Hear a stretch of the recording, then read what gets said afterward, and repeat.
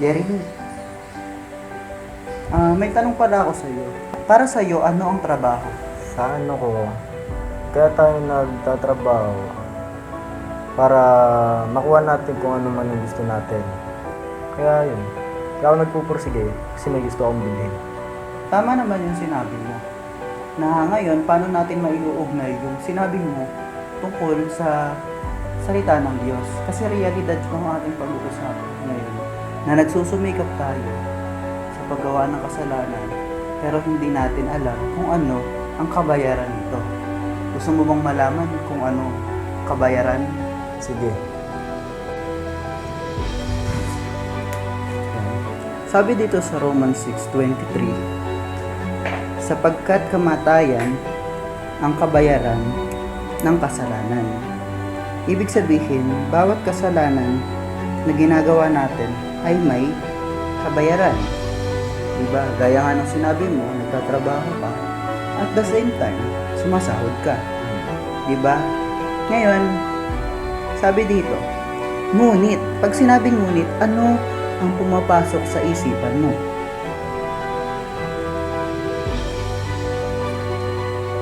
Diba?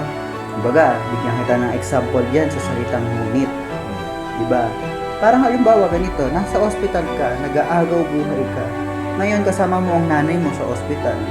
Ngayon, dumating yung isang nurse. Sabi niya, kayo po ba ang nanay ni Jeremy? Sabihin naman ang nanay mo, opo, ako nga po. Nako, nay, pasensya na. Yung anak niyo po, namatay na. Diba, ang sakit nun para sa nanay mo na malaman ng nanay mo na patay ka na. Baliktarin natin. Halimbawa, yung nanay mo yung nag-aagaw buhay tapos ikaw yung nandun. Ikaw ba yung anak ni nanay? Yung ganyan. Opo, ako nga po. Tapos nalaman mo na patay na ang nanay mo. Anong mararamdaman mo? Masakit, siyempre. Masakit, di ba? Ano pa lang yan, sa natural na buhay pa lang natin, masakit na malaman natin na ang ating magulang or kung ikaw, siya, yung mamatay, yung bang kakaiba yung mararamdaman natin. Pero dito na natin malalaman yung salitang ngunit. Sabi dito, ngunit, ayan, dumating yung doktor. For example, yan, si Doc Annalyn Santos. Yan, dumating siya doon. Sabi niya, pasensya na po, halimbawa ikaw, Jeremy, pasensya na, Jeremy, hindi pala yung nanay mo ang namatay. Yung katabi na room niya, yung namatay. So, humihingi siya ng pasensya kasi nagkamali siya. Di ba ganun? So, ganun din pala sa buhay natin, na akala natin, kasi nagkakagawa tayo ng kasalanan, sabi dito, sapagkat kamatayan ang kabayaran ng kasalanan. Di ba? Bawat kasalanang ginagawa natin ay may kabayaran na kamatayan. 'Di ba? Ngunit, 'di ba, akala natin kasi deserve mo na mapunta sa impyerno kasi makasalanan ka. Pero ano sabi ng Biblia? Ngunit ang walang bayad na kaloob ng Diyos ay buhay na walang hanggan sa pamamagitan ni Kristo Jesus na ating Panginoon. Gaya nung halimbawa, bibigyan kita sa birthday mo ng iPhone Pro Max. 'Di ba? Hindi ka na magbabayad sa akin.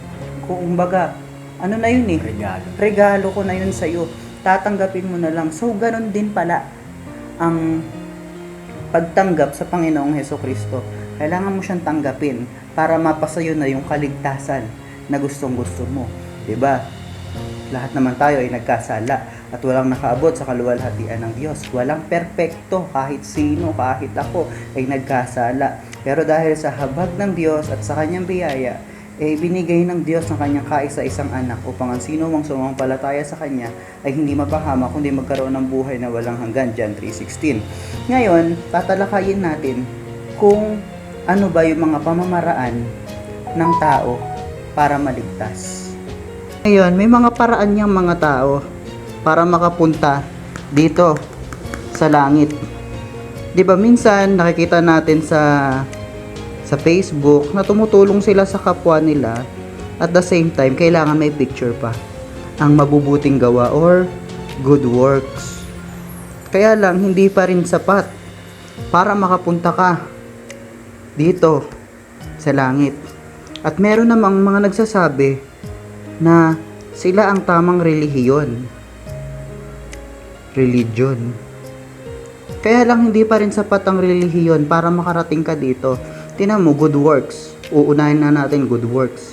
'Di ba kahit anong gawa mo ng mabuti, kaya lang hindi naman ikaw yung ipinako sa krus, hindi ka pa rin maliligtas. Dahil hindi mo alam yung katotohanan. At ang relihiyon na sinasabi nila na kapag pumasok ka dito ay maliligtas ka. Ito yung tamang relihiyon. Kaya lang hindi pa rin sapat dahil wala namang relihiyon na pinako sa krus, 'di ba? Kahit ang pera natin, pera, 'di ba? Makamit mo man ang kayamanan sa mundo kung ang kaluluwa mo naman ay mapapahamak dito sa impyerno. Wala ding halaga. Ano ba talaga yung kaligtasan? Papaano maliligtas? Ngayon si Jesus pinako sa cross. Kinuha niya lahat ng kasalanan ng tao. 'Di ba? Yan. Kinuha niya lahat ng kasalanan ng tao para sa kanya mapunta. Para siya yung patayin. 'Di ba? Ngayon, kung tatanggapin mo si Jesus bilang Panginoon at tagapagligtas mo, ako ang daan ng katotohanan at ang buhay. Walang makakapunta sa Ama kundi sa pamamagitan ko. At John 14:6. O, di ba? Nakikita natin kung paano iniligtas ng Panginoon ang tao mula sa kanyang kasalanan. Kailangan niyang mamatay at para pagbayarin yung kasalanan ng tao. Ngayon, para maligtas ka, kailangan mo lang tanggapin si Jesucristo at magsisi sa kasalanan mo para hindi ka bumagsak dito. Ang impyerno ginawa para sa demonyo, hindi para sa tao.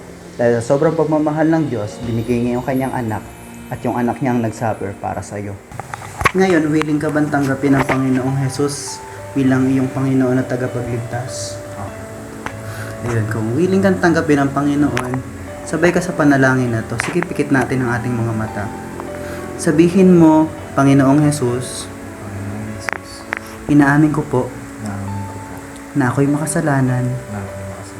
Hindi ko po kaya iligtas ang aking sarili. At ngayon, naniniwala ako na ako'y anak mo na. Ako'y ligtas na. At nakalagay na sa aklat ng buhay ang aking pangalan. Inaanyayahan kita pumasok sa aking puso at pagharian mo po ang buhay ko. Sa pangalan ni Jesus. Amen.